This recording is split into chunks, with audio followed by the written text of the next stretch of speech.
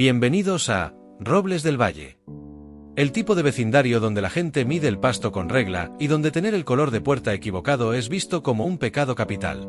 Me mudé aquí hace un año buscando paz, pero olvidé un pequeño detalle: la asociación de propietarios, o como todos la conocemos, la JOA. El presidente de la junta es un tipo llamado Gary. Gary es el típico hombre que no tiene poder en ningún área de su vida, excepto aquí. Se pasea en su carrito de golf todas las mañanas buscando infracciones como si fuera un detective de homicidios. Un martes, mientras yo estaba en el trabajo, Gary dejó una notificación naranja fluorescente en mi puerta. ¿La razón? Mi césped medía 8 centímetros. El reglamento dice máximo 7.5. Multa, $100 por día hasta que se solucione. Lo que Gary no sabía es que yo no soy un vecino común que se deja intimidar. Mi trabajo diario es ser inspector jefe de edificaciones y cumplimiento de códigos de la ciudad. Mi día a día consiste en lidiar con constructoras multimillonarias que intentan engañar al sistema. Gary acababa de traer un cuchillo a un duelo de tanques. Esa misma noche, en lugar de cortar el césped, saqué una cerveza y me puse a leer el manual de reglas de la JOA de 200 páginas. Descubrí algo fascinante: las reglas que Gary aplicaba con puño de hierro para los demás parecían no existir para él. Decidí usar mis credenciales para entrar al sistema de registros públicos de la ciudad desde mi laptop. Quería ver los permisos de construcción de la casa de Gary, la joya del vecindario. Gary siempre presumía de su enorme piscina infinita y su terraza de 2 niveles con cocina exterior. Decía que eso subía el valor de todas nuestras propiedades. Cuando los archivos cargaron, casi escupo mi cerveza. En los registros de la ciudad, la casa de Gary figuraba como una propiedad estándar sin mejoras. No había registros de permisos para la piscina. No había permisos para la terraza estructural.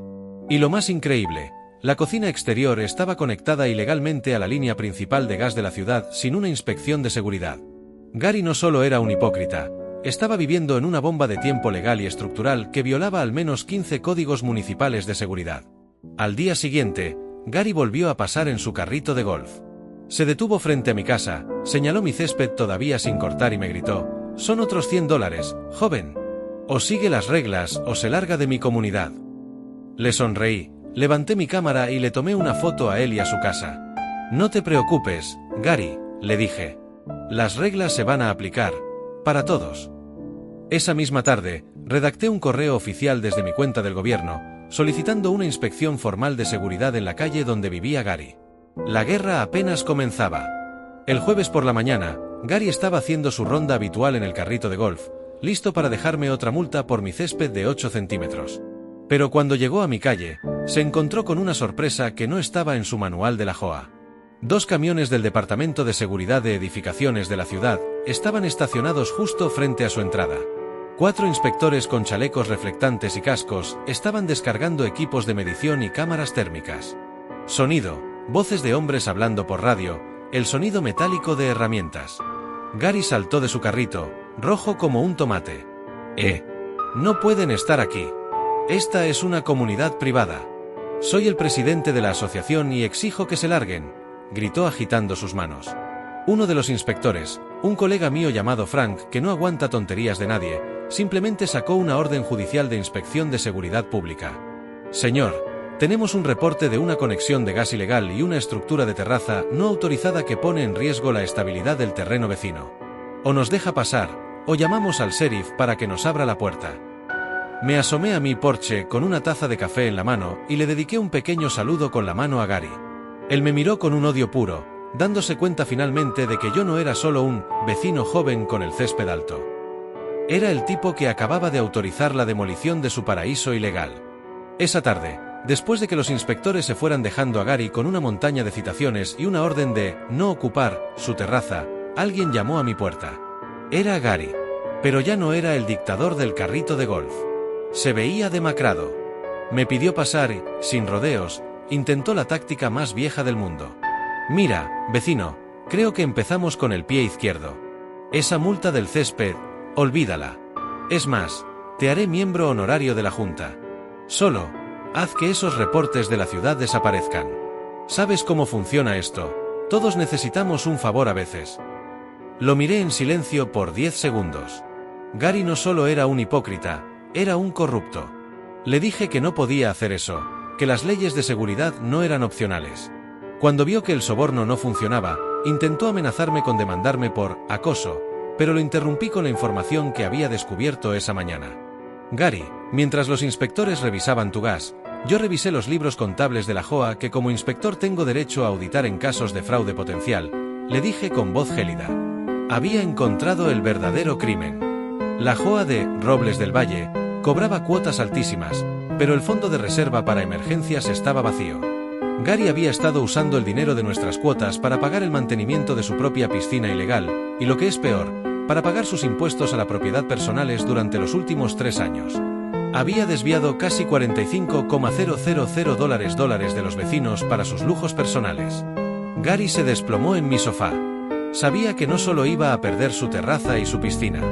Iba a perder su casa, su reputación y, posiblemente, su libertad. Tienes 24 horas para convocar a una asamblea de emergencia y presentar tu renuncia inmediata, le advertí. O mañana, los camiones que vendrán no serán de inspección, sino de la policía económica. Él pensó que podía multarme por medio centímetro de pasto. Yo estaba a punto de podar su vida entera.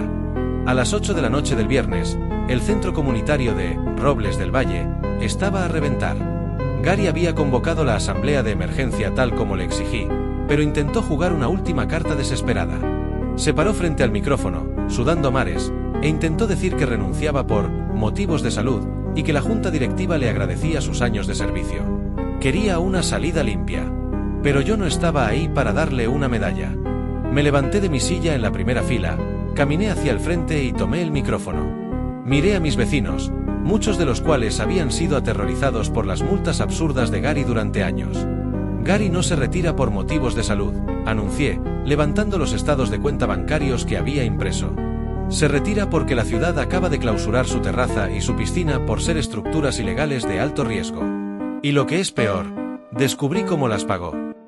Empecé a repartir copias de la auditoría forense rápida que había hecho. Señalé las transferencias de la cuenta de reserva de la JOA directamente a las cuentas de los contratistas de Gary y a la oficina de impuestos del condado. Gary ha malversado exactamente $45,320 de nuestras cuotas de mantenimiento en los últimos 3 años, declaré con frialdad. Mientras él nos multaba con $100 por tener el pasto 1 milímetro más alto, o por tener un buzón del color equivocado, nosotros le estábamos pagando su estilo de vida de lujo. El salón estalló. Los vecinos, que antes le temían, ahora estaban furiosos. Una vecina mayor, a la que Gary había multado por plantar rosas rojas en lugar de blancas, exigió llamar a la policía en ese mismo instante. Gary intentó balbucear una excusa, pero la multitud lo abucheó hasta que tuvo que salir corriendo del salón, escoltado por el tesorero de la junta, que también estaba a punto de ser investigado. La justicia poética tiene un sonido muy particular.